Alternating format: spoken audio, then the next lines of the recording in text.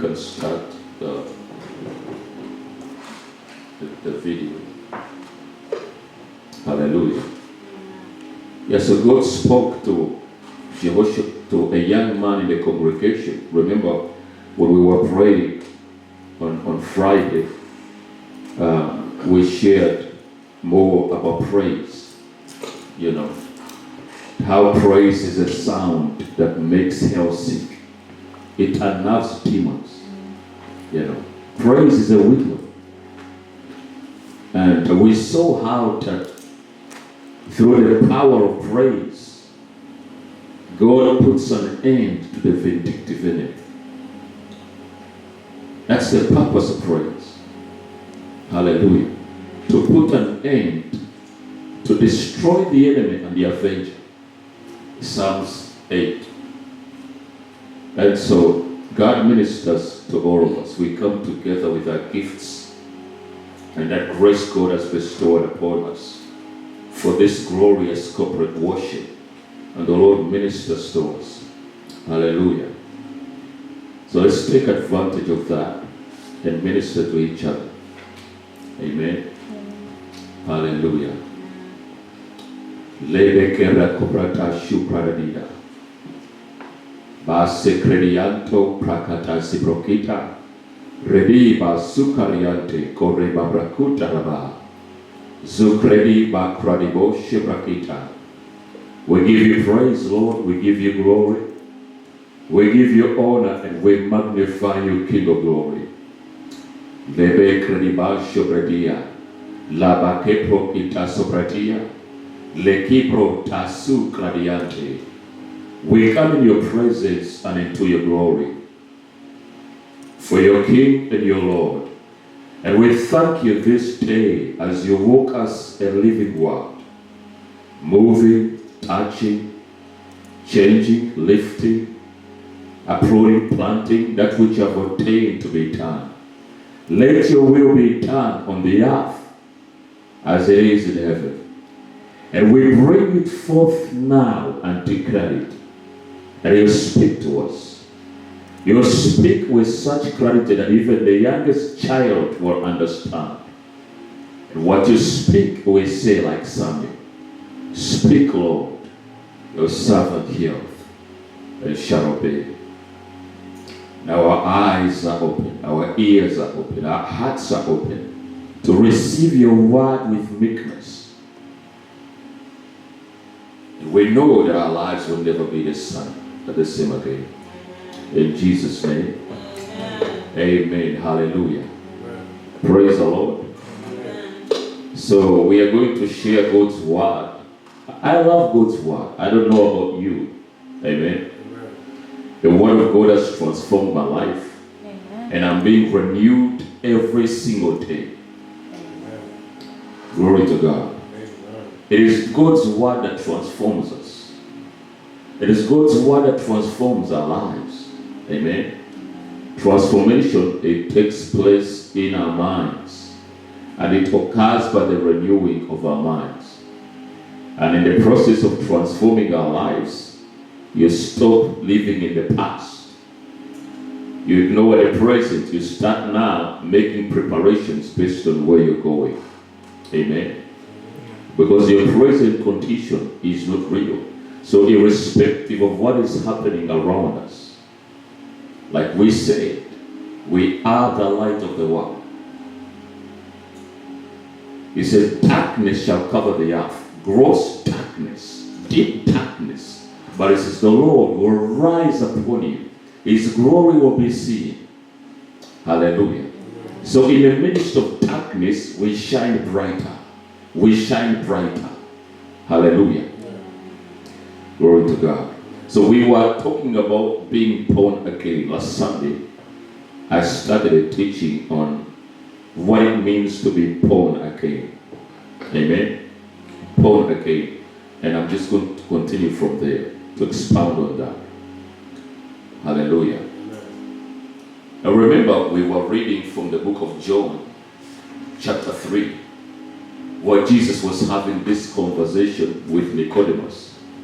And he told Nicodemus that unless a man is born again, he cannot see the kingdom of God. Except a man is born again, he can't see the kingdom of God. He can't enter the kingdom of God. So he says, I assure you, most solemnly I say to you, he says, you must be born again. And to be born again, when you are born of your mother and father, you're born of a human life. You come into this world with a human life, but that's not sufficient because you are a spirit. We say that life is called suke. The human life with which you are born with is suke. But then when you're born again, you're born from above. You're born of God. You're born of His life and of His nature. Glory to God. So we want to see what happened to you when you received Jesus as your personal Lord and Savior. Because many of God's people really don't understand what happened to them. Because if you get to know that something was imparted into your spirit when you confessed Christ as your personal Lord and Savior, you believed in your heart that He died and God raised Him from the dead, something was imparted into your spirit, then you can be able to use it. You can be able to manifest the glory of God. But if you do not know what happened to you as a result of what happened to Jesus on the cross of Calvary, how can you take advantage of the grace God has given you? We have to know what belongs to us. We have to know what we have become. He says your suffering is caused by your ignorance of the scriptures. It is the word of God that brings supernatural enlightenment. Like what God says in the scriptures, that He reveals His secrets to those that fear Him. So there are mysteries that will be revealed to you. There is truth that will be unveiled to you when you know what God has said in His word. Glory to God. So this may seem to be a familiar subject, but many do not know what it means to be born again. What does it mean to be born again? To receive Christ as your personal Lord and Savior. Because some of God's people, they seem to have received Jesus, but their lives have never changed. They kept going through things they used to go through before they were born again. But when you're born again, you are different. We said you cease to become an ordinary person. Hallelujah. Amen. Glory to God. Amen. Listen, God is a spirit. You see, God is a spirit. The Bible says in the book of John chapter 4, verse 24. Let's look at that. Vinny, help us with that. John chapter 4, verse 24. And help us with the Amplified, the classic edition. He says, God is a spirit. He's a spiritual being, and they that worship Him must worship Him in spirit and in truth. Reality. Amen. The God is a spirit. And He is also, the Bible tells us in the book of Hebrews chapter 12, verse 9, that God is a father of spirits. He says, moreover, we have had earthly fathers who disciplined us. I'm reading from the Amplified. Hebrews chapter 12, verse 9. Hallelujah. Hebrews chapter 12, verse 9. He said, moreover, we have had earthly fathers who disciplined us, and we submitted and respected them for training us. Shall we not much more willingly submit to the Father of spirits and live by learning from His discipline? This scripture lets us know that God is a father of spirits. So God is a spirit and is a father of spirits. But who are we?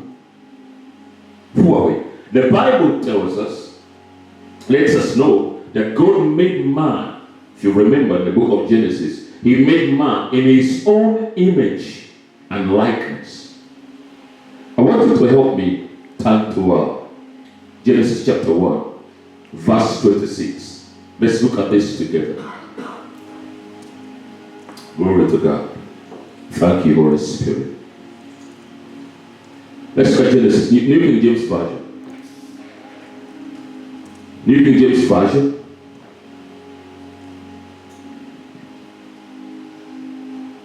He said, let us make man in our image according to our likeness. Do you know what that means? God said, let us make man in our own image according to our likeness. And he said, let them have dominion over the fish of the sea, over the birds of the air, over the cattle, over all the earth, and over every creeping thing that creeps on the face of the earth. Let us make man in our own image according to our likeness. So, which means God made us in his image so we can look like him. And in his likeness so we can function like him. Which means man is natively spiritual. So the most important things in a man's life are spiritual. His fulfillment comes from the spirit. Your fulfillment comes from the spiritual. We saw a scripture last Sunday that I showed to you, the book of 1 Corinthians chapter 2, verse 14, that says a natural man cannot receive the things of God's spirit because they are foolishness to him. The International Standard Version says they are nonsense to him. He cannot know them. He cannot discern because they are spiritually discerned. They are spiritually evaluated. When you're born again, when you receive Jesus Christ as your personal Lord and Savior, you have a responsibility to walk in the Spirit, to do the things of the Spirit. That's why the Bible says in Galatians 5 verse 16 that you walk in the Spirit, not to fulfill the lusts of the flesh. So man is natively spiritual. And what will bring fulfillment in man's life or woman's life is the spiritual. Amen? So that's why the Bible says in the book of Romans chapter 14 verse 17, the kingdom of God is not a matter of eating and drinking, but it's righteousness, joy, and peace in the Holy Spirit. Help us finish with that portion of the Bible. Romans 14 verse 17. New King James. Look at it. Verse 17. For the kingdom of God is not a matter of drinking, of eating and drinking, what one likes, but of righteousness and peace and joy in the Holy Spirit. Remember what Jesus said to Nicodemus. He said, unless a man is born again, unless a man is born of water and of the Spirit, he cannot see the kingdom. He cannot enter the kingdom. This is one of the description of what the kingdom of God is. There is joy in the kingdom. There is peace in the kingdom. That kingdom that you've been ushered into when you receive Jesus. Delivered from the domain of darkness, translated into the kingdom of light, the kingdom of the Son of God, the kingdom of glory. So, and then he says also that the kingdom, let's look at the New Living Translation. The kingdom of God is not a matter, I'm just trying to expound on this so you can understand what it means when I say that your fulfillment comes from the Spirit. Your fulfillment doesn't come from eating and drinking. It comes from the Spirit of God. So look at it. Verse 17. For the kingdom of God is not a matter of what we eat or drink, but of living a life of goodness and peace and joy in the Holy Spirit.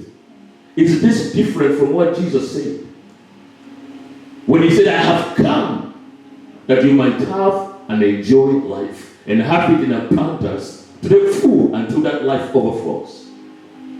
So it is a life of peace, a life of joy, a life of glory. And then he also lets us know that the kingdom of God, Paul said in the book of 1 Corinthians chapter 4 verse 20, he says that the kingdom of God is not in word but in power. It is living by God's power.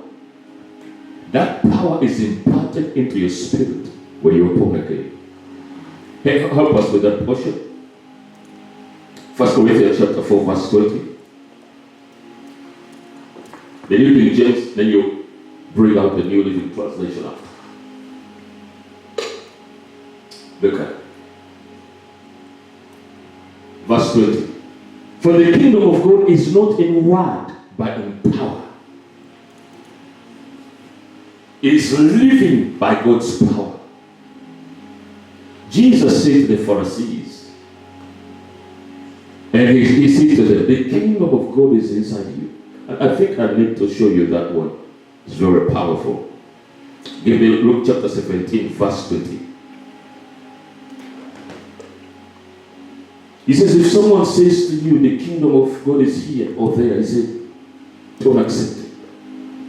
He said, the kingdom is inside you. Look at it.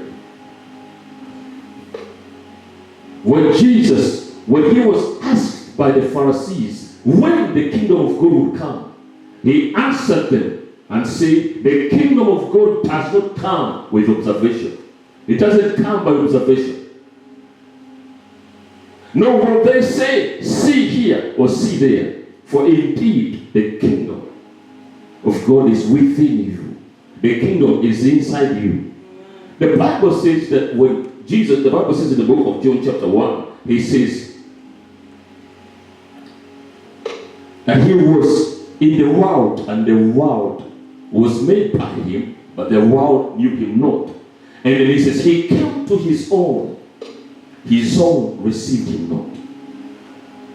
But it says, as many as received him, to them he gave power to become the sons of God. Even to them that will believe on his name.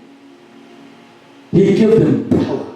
So when you're born again, the power was imparted into your spirit. You carry something. You carry something. Hallelujah. Amen. Glory to God. I showed you a scripture last Sunday on the book of fasting. 2 Thessalonians chapter 3, verse 14. Verse 14. I think I should pull that up in connection to this, because when I show you a couple of scriptures, this will help you give you insight on what you have received. Amen. 2 Corinthians chapter 3, chapter 2, verse 13. 2 Thessalonians, sorry. Chapter 2, verse 13. And give me. Okay, let me read from there. So we are bound to give thanks to God always. You see that? We are bound to give thanks to God always. Brethren, he said, we are bound to give thanks to God always. For you, brethren, beloved of the Lord. Because God from the beginning chose you. He chose you for salvation. Through sanctification by the Spirit. Sanctified, set apart. Through sanctification by the Spirit. And belief in the truth. Faith in the truth of God's word. Which will lead you to salvation. Which will lead you to spiritual maturity. And then he says, to this he called you. Verse 14. He called you by the gospel. Through the death, burial, and resurrection of Jesus Christ for the obtaining of the glory of God. I had showed this to you before. So you come into his glory when you're born again. Righteousness is imparted into your spirit. Eternal life is imparted into your spirit. You receive the life and the nature of God. And Jesus said also, he said, the glory which you have given me, I have given them. This is the goodness we talk about. What he's saying here, to the kingdom of God is not a matter of eating and drinking, but joy and peace. Righteousness, joy and peace in the Holy Ghost. Hallelujah. So your fulfillment does not come from eating and drinking. It comes from the Spirit. Man is spirit. We are not like animals, dogs, and cats. No, we are different. Hallelujah. Now, the account of creation in the book of Genesis shows how all animals came into being by God's word. But in the creation of man, there are two important words that I want you to notice. One is he created, and I'll show that to you in the scriptures. Book of Genesis. What is in the book of Genesis chapter 1, verse 27? Genesis 1, verse 27. The Amplified. Give me the Amplified.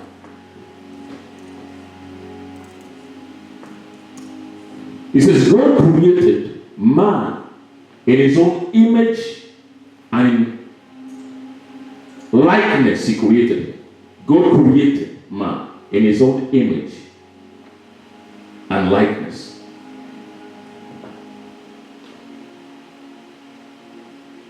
He created man in his image and in likeness. In his image and likeness of God, he created him.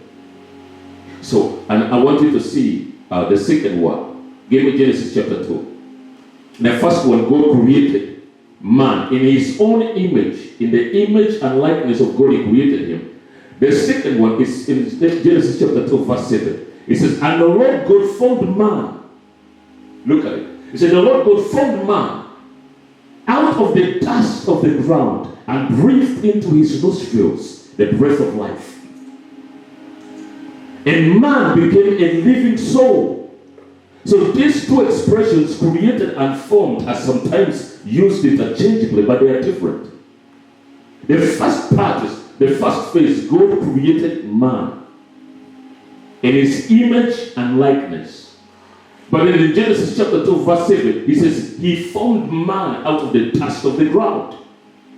So, which means, when God created man in his image and in his likeness, no one could see the created man.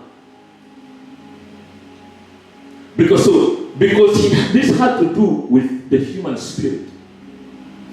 God created man, but no one could see him. Why? Because he was in the spirit. So this had to do with the human spirit. Though no one could see him, the created man, God knew him. Why? Because he was in God.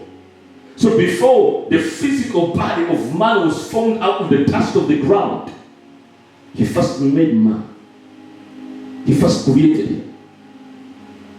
The spirit man was created.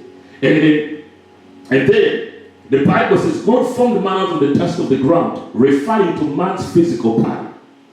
This was when he introduced the spirit man he had created into the physical body. Because the Bible says he breathed into he made man out of the dust of the ground in Genesis chapter 2, verse 7. And he breathed into him the breath of life. And man became a living soul. So he introduced the man he had created into this encasement of your physical body, into your physical body, the house where the real you, your spirit lives.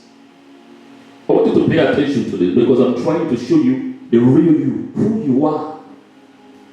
This I said to you before, this physical body, this is not you. This is your house. This is your domicile. This is a house where the real you, your spirit lives. Praise the Lord. So that was when he introduced the spirit man he had created into the physical body. And man became a living soul. That's what makes him different from all the other creations. So you are primarily a spirit and not a physical body. And the real you see, which is your spirit, the real you, and the real you is your spirit, okay? And the real food for the spirit man is the word of God. Glory to God. That's what Jesus said. He says, man shall not live by bread alone, but by every word that proceeds out of the mouth of God. Glory to God. So, now remember, the Bible says something in the book of 1 Peter chapter 3, verse 4. It says, but let it be the hidden man of the heart, in that which is not corruptible, even the ornament of a meek and quiet spirit. He's revealing to us who the real you is. But let me first read for you the other translation. Give us the voice translation of 1 Peter chapter 3. We're going to read from verse 3. 1 Peter chapter 3. Give us the voice translation. Look at it. He said, don't focus on decorating your exterior by doing your hair or putting on fancy jewel or wearing fashionable clothes. He said, but let your, this verse 4, I'm reading from verse 4 now. Let your adornment be what's inside, the real you. Which means the real you is your spirit, your inward man, the hidden man of the heart. Let me just go slow so I can show this to you. He says, do not focus on decorating your exterior by doing your hair or putting on fancy jewels or wearing fashionable clothes. Let your adornment be what's inside, the real you. Amen. The lasting beauty of a gracious and quiet spirit in which God delights. He's not saying that you shouldn't decorate or adorn your physical body or your outward man. That's not what he's saying. Such as doing your hair and wearing fine clothes. What he's saying that you should focus on your inward man. Your inside, your inward man, the real you, your spirit. He says, let your adornment, look at verse 4. He said, let your adornment be what's inside.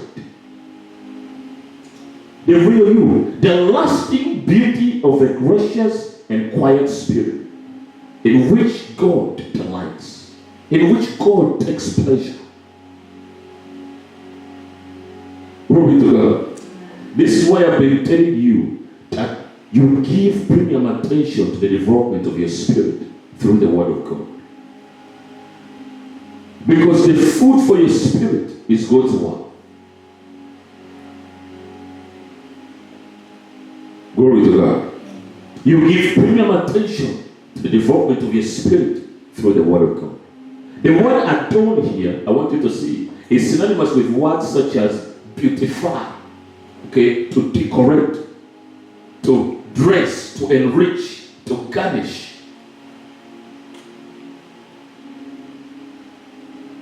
So God is telling you see, but let me first ask you a question. How do you garnish your inward man? How do you beautify your inward man? How do you do it? He's saying here, let your adornment be what's inside, the real you. Adorn your inward man. Adorn the real you. Glory to God. So God is telling you to beautify, decorate what's inside. And how do you do it? The Bible tells us in the book of Colossians chapter 3, verse 10. Let me show you Colossians chapter 3, verse 10. I think help us with the Amplified. Glory to God. And have put on the new man, spiritual self, who is being continually renewed in the true knowledge, in the image of him who created the new self. He says, and have put on the new man. He said, this new man that you put on, remember, the Bible says in 2 Corinthians chapter 5, verse 17, he says, therefore, if any man be in Christ, he's a new creature. He said, all things have passed away. Behold, all things have become new. If any man is in Christ, he's a new creation. So he said, this new man that you have received, this new man that you put on is renewed in knowledge. Give me the classic one, the classic edition. Reading from the 2 Peter chapter. Hallelujah. No, Colossians 3 verse 10. And have clothed yourself with the new spiritual self, which is ever in the process of being renewed. is ever in the process of being renewed and remolded into fuller and more perfect knowledge, upon knowledge, after the image, the likeness of him who created it. Hallelujah. Glory to God. So, this is the inward man. The Peter actually calls it the real you. The inward man, he calls him the hidden man of the heart. Let me show you that portion of the Bible. Another translation of 1 Peter chapter 3, verse 14. Just showing you a couple of scriptures to reveal to you who you really are. Amen. So 1 Peter chapter 3, but give us the King James Version. 1 Peter chapter 3, verse 4. He says, let it be the hidden man of the heart. Let it be the hidden man of the heart. So he calls the inward man, your spirit, the hidden man of the heart. Let it be the hidden man of the heart, in that which is not corruptible. That man inside you is not corruptible. He said, even the ornament of a meek and quiet spirit, which is in the sight of God of a great price.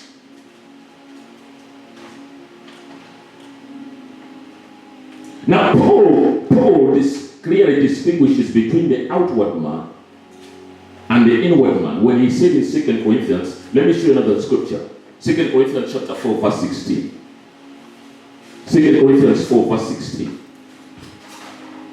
He said, though our outward man perish, he said, the inward man is renewed day by day. I showed you how the inward man is renewed. This is why it is very important to garnish your spirit man, to beautify your spirit man. Glory to God. Hallelujah. Look at it. Therefore, we do not lose heart. Even though our outward man is perishing, he's talking about your physical body. Even though our outward man perish, he said the inward man is renewed day by day. So, the one Peter calls the hidden man of the heart, the Apostle Paul calls him the inward man. You see that? The inward man. There is a man on the inside of you. Hallelujah. And that man, God wants him to have dominion over the outward man. Glory to God. Over your physical body. So your body, your physical body is not you. This is your house, where the real you, your spirit lives. Glory to God. So the outward man is the physical body and its 5 senses, where you smell and hear and touch and taste. These senses are man's medium for relating with his environment, to function in the physical world, to relate with your environment. So the human body can only receive information from this world through its 5 senses. Hallelujah. So the inward man is the human spirit and his soul, which consists of your mind, your will, and your emotions. The inward man is the real you. Is the one I'm trying to show you. Is the real you. He's not seen with the natural eyes, because he's within the man. He is the man within the man. The real person living in your physical body. The real person living in your physical body. That's the one who receives Christ's salvation and relates with God. So when you're born again, like the Bible says, if any man be in Christ is a new creature. You receive Jesus as your personal Lord and Savior. Even though you're born anew, you're born again, your spirit man has become you, your mind is not renewed. Your soul is not renewed. It's not born again. It's not renewed just yet. This explains why, even though you're born again, you notice that some negative thoughts and ideas you used to have before, they occasionally come to your mind. Thoughts of weakness, sickness, sin, wickedness. So to overcome this, he shows us what to do. Like what I read to you, the book of Colossians 3 verse 10. To overcome this, you have to meditate on the Word of God, renewing your mind. Renewing your mind. You renew your mind with the Word of God. You adjust and renew your thinking with the Word of God. When your mind is renewed with God's Word, you're able to think God's thoughts, and His opinions and ideas dominates your thinking. Glory to God. Hallelujah. So 1 Peter chapter 3. 1 Peter chapter 3. Just read it to you. He says, let your adornment be what's inside. Let your adornment be what's inside. To reveal you. You'll carry your spirit. Now listen. When a man dies, his spirit lives on. When a man dies, his spirit lives on. He's still as much as the human person as he was before he died. What happens is just he hasn't lost anything except that he has lost the ability to function in the physical world. Did you hear me? Hallelujah.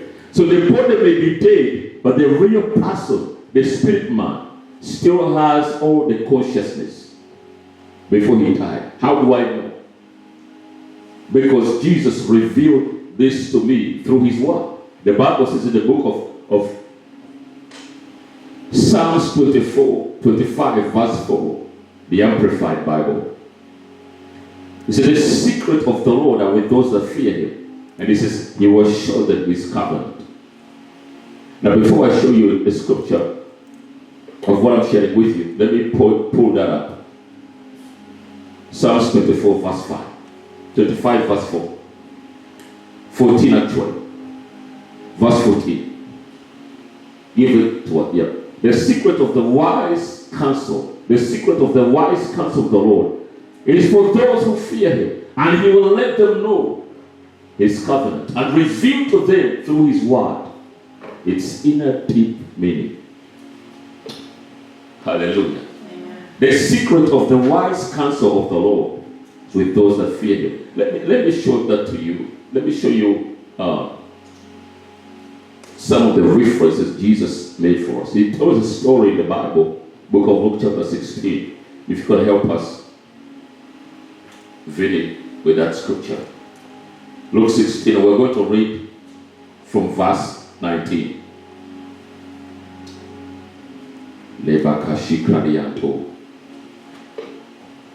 Look at this.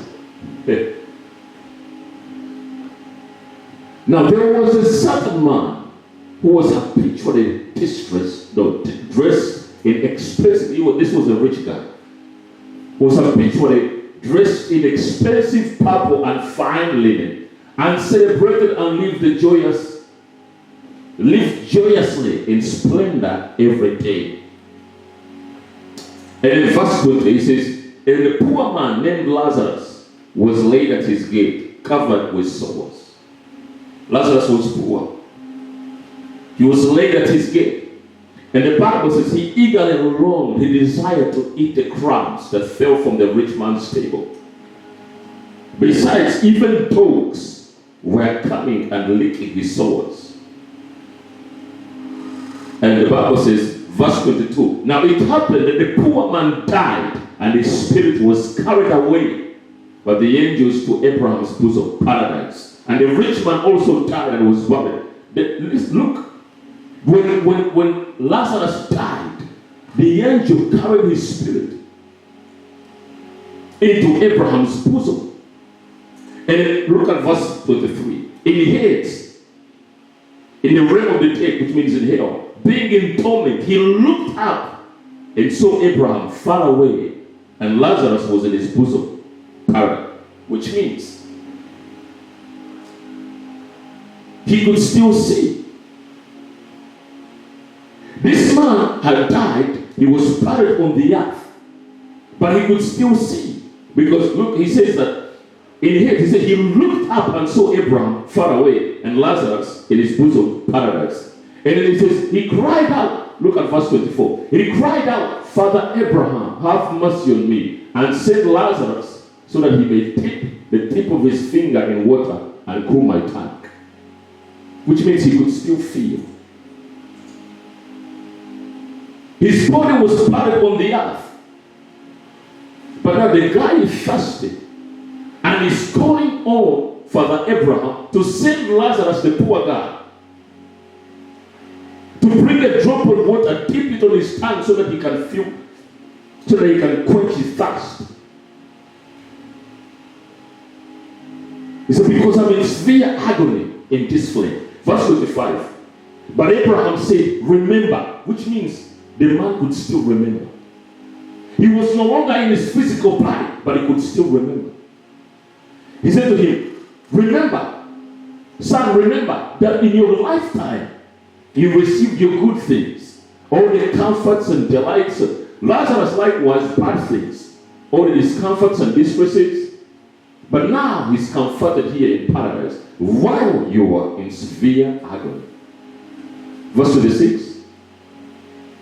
And besides all this, between us and you the people, a great chasm, which means a gulf, has been fixed so that those who want to come over from here to you will not be able to come. Won't be able to, and none may cross over from there to us. And then he says something in verse 27. So the rich man said, Father Abraham, I beg you to send Lazarus to my father's house. This man could still remember. He said that he had 5 brothers. So he's asking that Lazarus, that Father Abraham should send Lazarus to warn his brothers, to preach to them so that they don't come to hell. Because he was in agony. He was in torment. He said, Father Abraham, I have 5 brothers. He says, I beg you to send Lazarus to my father's house. Verse 28. For I have 5 brothers, in order that he may suddenly warn them and witness to them, so that they too will come to this place, will not come to this place of torment. But look at what he said in verse 29. Abraham said, they have the scriptures given by Moses and the writings of the prophets. Let them listen to them. He replied, no, Father Abraham. But if someone from the dead goes to them, they will repent. They will change their old way of thinking and seek God and his righteousness. And he said in verse 31, and he said to him, if they do not listen to the messages of Moses and the prophets, they will not be persuaded, even if someone rises from the dead. This is what I was saying to you, that if a man will not believe the word of God, it is not miracles that will persuade them to believe. Praise the Lord. Miracles don't. See, he says, your faith comes, the Bible says faith comes by hearing, and hearing by the word of God. So the word of God is what imparts faith into your spirit. That's why the children of Israel saw some of the greatest miracles, mighty works of God, but they were still not persuaded. And many, their dead bodies, their carcasses were left in the wilderness. They died in the wilderness. They never crossed over the promised land. Hallelujah. Help me video with the Living Bible. I like this. Let me read from the Living Bible. And let's start from verse 24. Shikarianto brakita basukaniba. Rabe keproti shirakabobra. Hallelujah. He says, Father Abraham, he shouted, some have pity. He said, Father Abraham, he shouted, have some pity. Send Lazarus over here. If only to dip the tip of his finger in water and cool my tongue, for I am in anguish in these flames. But Abraham said to him, son, remember that during your lifetime you had everything you wanted, and Lazarus had nothing. So now he's here being comforted, and you're in anguish. And besides, there is a great chasm, the God of separating us. And anyone wanting to come to you from here is stopped at its edge. No one over there can cross over. Then the rich man said, "Oh, Father Abraham, please," I'm reading from verse 27, "please send him to my father's home, for I have 5 brothers, to warn them about this place of torment, hell, lest they come here when they die." Verse 29, "But Abraham said, the scriptures have warned them again and again. Your brothers can read them anytime they want to." Father Abraham said they have the word of God. They don't have to be convinced by a man rising from the dead. The rich man said, "No, Father Abraham, they want Father to read them. But if someone is sent to them from the dead, they will turn from their sins." Verse 31. But Abraham said, if they won't listen to Moses and the prophets, they won't listen even to someone who rises from the dead. This lets you know that man's spirit lives on. And when a man is born again, it is his human spirit that is born again. This is what I'm trying to show you from this portion of the Bible. This conversation is going on between 2 people and Abraham who passed away. They are no longer in their physical bodies, but they are talking, because this rich man is talking to Abraham, and Abraham is talking back. And he can remember that he had 5 brothers on the earth who were not Christians. They were living life that was inconsistent with what God's will for their lives. And he's in hell, he's in torment. He said, "Please send Lazarus to go and preach to them so they don't come to hell." Hallelujah. Glory to God. I will never go to hell. Amen. The Bible says that if any man is in Christ, give me the 2 Corinthians chapter 5, verse 17.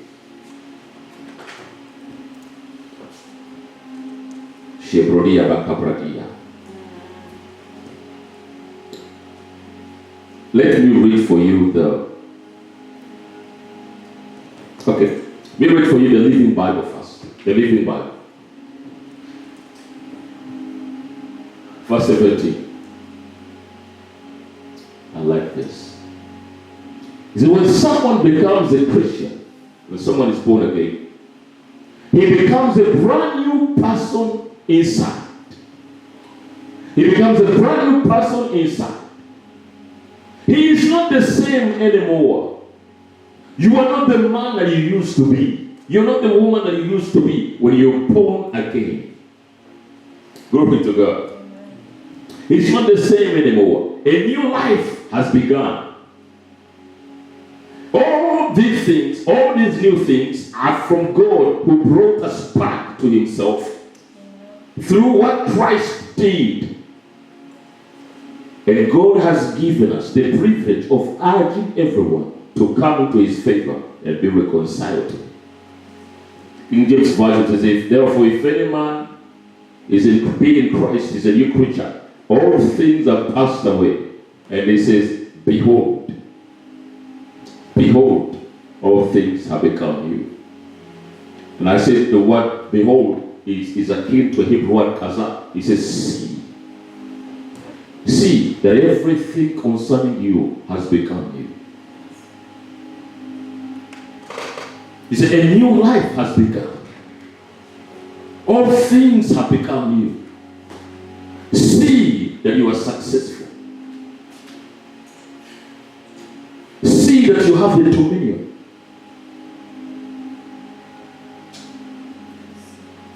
A new life has begun. All things have become new. And he says that all things are of God, who has reconciled us to himself and has given to us a ministry of reconciliation.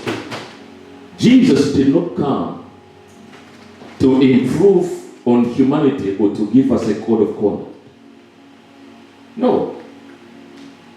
He came to give us, the Bible says, you see, he came with one purpose, which is stated in John chapter 10. He says, I have come that they might have life.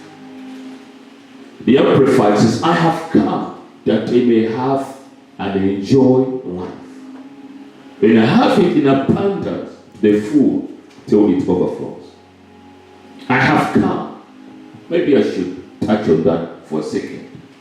Help me, Vin, with that. John chapter 10, verse 10. It's good to show you the scriptures so you can read it for yourself. So the thief comes only in order to steal and kill and destroy. I came that they may have and enjoy life, and have it in abundance to the full till it overflows. You see that a new life has begun. That you may have life. That word life is the Greek expression is Zoe. Zoe is the good kind of life.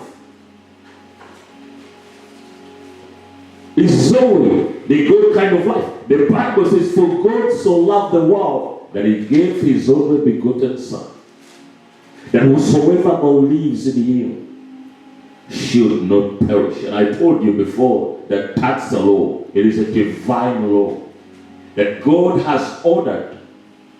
He has instructed. He has enacted a law that anyone that believes in Jesus should not perish. Which means 1,000 may fall at your side, 10,000 at your right hand, but it shall not come near. Only with your eyes shall you look and see the rewards of the wicked. Say, I refuse to perish. I refuse to perish. Glory to God. Hallelujah. It's scripture. I think I should remind you some of those portions of the Bible. Give me Psalms 91. Verse 7. You are separated. Glory to God. He says, anyone, he says, for God so loved the world that he gave his only begotten Son, that whosoever believes in Jesus, whosoever believes in him, should not perish. Which means anybody that believes in Jesus should not perish. It doesn't matter how many are perishing. The Bible says, which means you are separated. You are sanctified. You are set apart. Look at it. Verse 17. Verse 7. Psalms 91. 1,000 may fall at your side and 10,000 at your right hand, but it shall not come near you. Verse 8. Only with your eyes shall you look and see the rewards of the wicked. Which means bad things may be happening to people around you. You'll be looking. Untouched by coronavirus. Glory to God. Hallelujah. Thank you, Lord Jesus. Amen. Only with your eyes shall you look and see the reward of the wicked. Help me with the book of Isaiah 43. And give me the Living Bible. 43. I think it's from verse 2.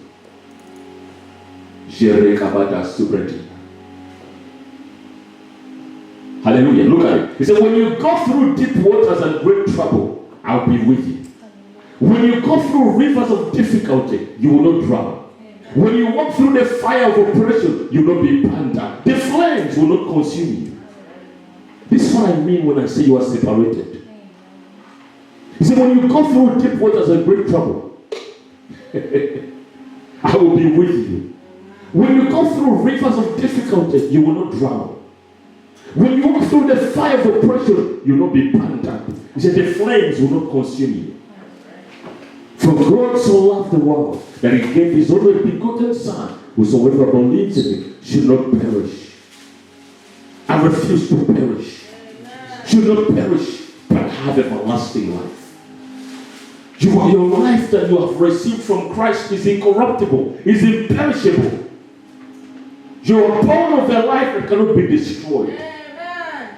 Glory to God. It doesn't matter what is coming against you. The Bible says in the way of the righteous is life. Actually it says the path of the just. Help me with that portion of the Bible. Rakabata shukre David. Thank you, Holy Spirit. Give me the book of Proverbs 12, verse 28, I believe. That's where we have that portion of the Bible. And give me the Amplified.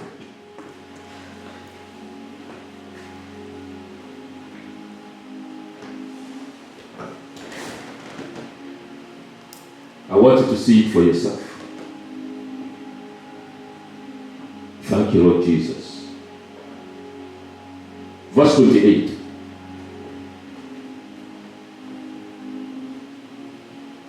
Look, he says, in the way of righteousness is life. In its path there is no death, but immortality, life eternal. This is why I tell you, like this word of God is inside you. You say you have received that word.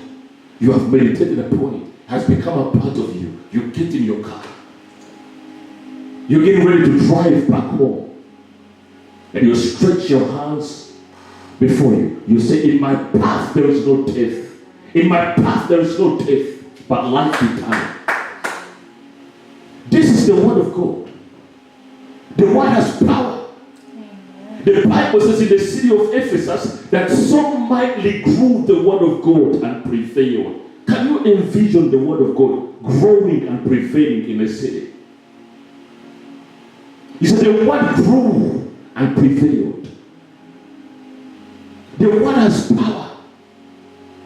The Bible says in Hebrews 4 verse 12, the word of God is living and active, and is sharper than any two-edged sword, piercing even to the dividing asunder of the soul and spirit, and of the joint and marrow. Give it to me, brother. Hebrews chapter 4 verse 12. This is your weapon. This is the sword of the Spirit. Hebrews 4 verse 12. So let's use that same version. Look at it. He said the word of God is living and active and full of power. He says making it operative, energizing and effective. He said the word is operative. When I share the word of God, the word is working. When you receive that word into your spirit, the word begins to work. He said making it operative, he said operative, energizing and effective. He said it is sharper than any two-edged sword, penetrating as far as the division of soul and spirit, the completeness of the person, both joints and marrow, the deepest parts of nature, exposing and judging the very thoughts and intentions of the heart. And look at verse 13. He said, and not a creature exists that is concealed from his sight, but all things are open and exposed and revealed to the eyes of him with whom we have to give an account. The word has power. The Bible says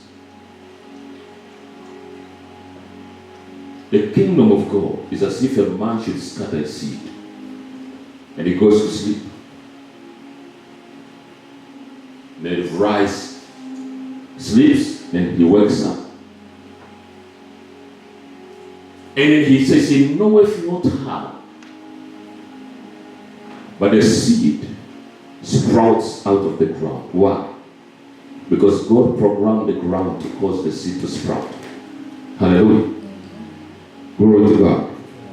The Bible says, for the wages of sin is death, but the gift of God is life eternal. So eternal life, this eternal life he came to give us, like I said, is the nature of God. You just wind up with this. The eternal life that he came to give us is the nature of God. Amen.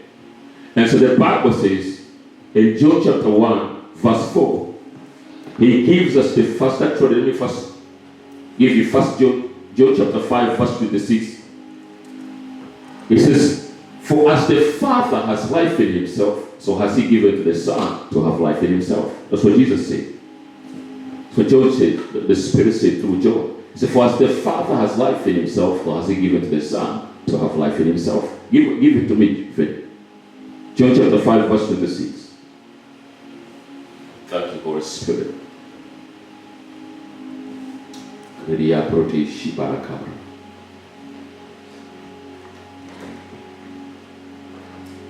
You see, for just as the Father has life in himself and is self-existent, even so has he given to the Son to have life in himself and to be self-existent. The same life God the Father has, he has given to the Son Jesus. Now in John chapter 1 verse 4 gives us the first intimation of what that life will do. The life that you have received when you're born again, the life you receive, it gives you the first intimation of what that life will do. Help us with that, brother. In John chapter 1 verse 4. Verse 4. Look at it. In him was life, and the power to bestow life. And the life was the light of men. Did you see that? That life is the light of men. That life brings light into your life. It brings illumination. The Bible says in verse 9 of chapter 1 of John, chapter 1 verse 9, the epistle of St. John, he says that was the true life. Life that gives light to every man coming into the world. Help me finish with that portion of the Bible. John chapter 1, verse 9. Go to verse 9. Look at it. He says, there it was, the true light. The genuine, perfect, steadfast light, which coming into the world enlightens everyone. It brings spiritual enlightenment. Give me the King James. The King James. That's what I wanted to say.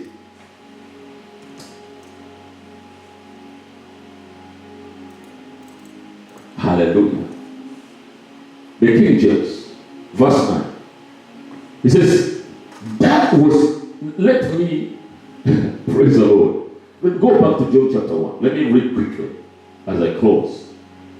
He says, in the beginning was the Word was with God, the Word was God. The same was in the beginning with God. All things were made by him, and without him was not anything made that was made. Look, verse 4. In him was life, and the life was the light of men. This is the life, eternal life that we have received from Christ. He says, in him was life, and the life was the light of men. That light shines in darkness. We saw that when we were talking about light. And the darkness could not comprehend it. Darkness cannot overcome it. Darkness cannot stop it. He said, there was a man sent from God whose name was John. Verse 7. The same came for a witness, to bear witness of the light, that all men through him might believe. He was not the light. He was not that light. But was sent to bear witness of that light. Look at verse 9. That was the true light, that which lighteth every man coming into the world. It gives light to every man. The New King James says, gives light to every man coming into the world. Hallelujah. Glory to God. Gives light to every man coming into the world. Thank you, Lord Jesus. I think I'm going to add on next week. Praise the Lord. Hallelujah. I had more to share with you, but because of time, I think I should close our meeting tonight. Amen. Thank you, Lord Jesus. Let's stand on our feet and speak in other tongues. Talk to the Lord. Lebakashikradia tobratia. Zerekete brokita radebo shato brakita. Zeria brokita basukradiato. Marirekito shibroti sukarababra. Berianto kradiba shukatabibro. Liba sekrada. Liba seketo brakiato. Manto redebo sekereke babratia.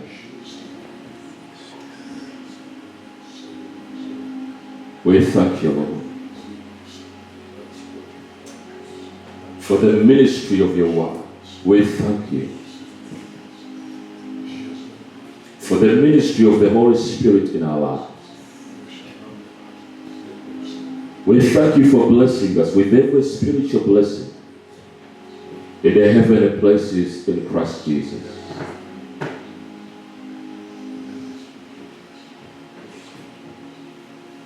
We thank you, Lord, for opening our spiritual eyes,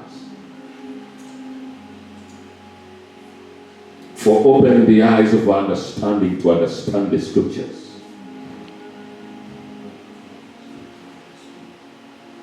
And we declare that from this day forward, we are moving from glory to glory, increasing in victorious power. I pray for your children, even those who are watching, that the blessing of your word will rest upon them and in their home. Health is yours. Strength is yours. Protection, promotion, and increase. May the glory of the kingdom rest upon you. May the power of the Spirit of God come upon your life.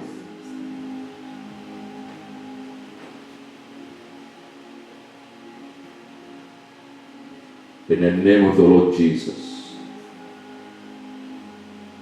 I rebuke every sickness and disease. I break the power of Satan off of your life.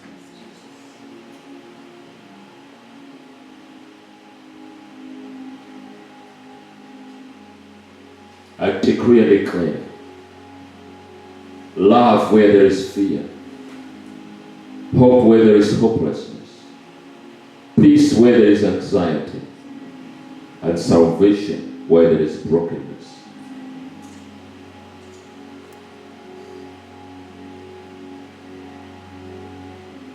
May God strengthen you. May God empower you.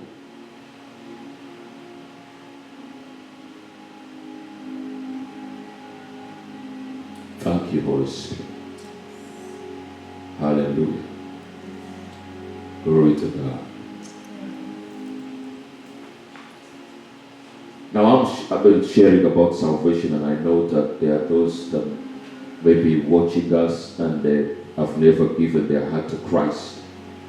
And I want to take this opportunity to lead you to Jesus. You're watching via Facebook or YouTube and you've never given your heart to Christ. I want you to repeat these words with me. Say, Lord Jesus, I thank you for the gift of salvation.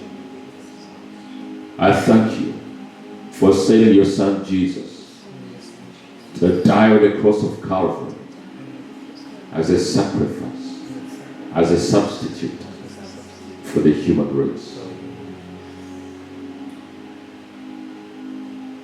You're saying your word that whosoever calls upon the name of the Lord shall be saved. I call upon your name, Lord Jesus. I believe your word that I have heard today. I declare, according to Romans 10, verse 9, that if thou shalt confess with my mouth the Lord Jesus and believe in my heart that you died and God raised you from the dead, I'll be saved. I declare that I am saved. I ask you, Lord Jesus, to come into my heart and be the Lord of my life.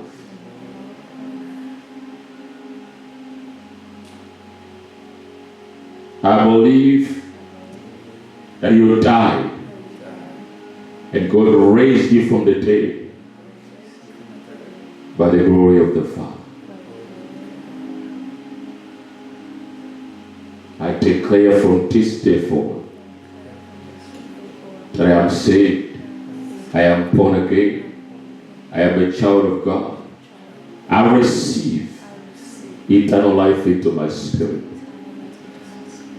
And from this day, I walk in the consciousness of my new life in Christ.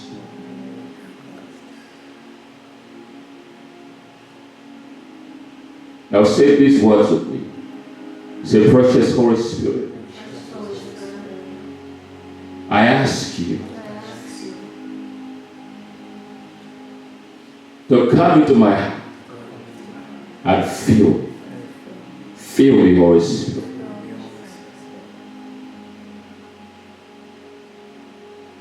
Leva kobrata shubratia. Leke shibrotia sukrade babrate shirikata.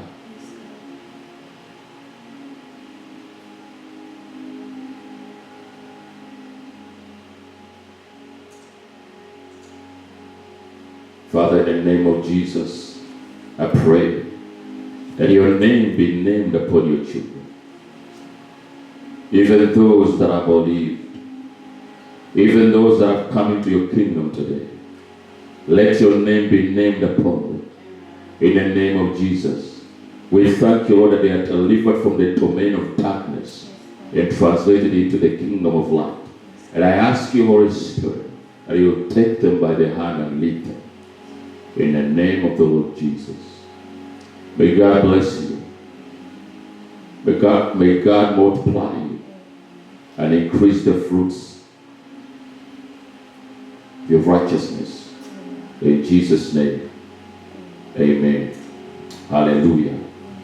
God bless you, Father. Amen.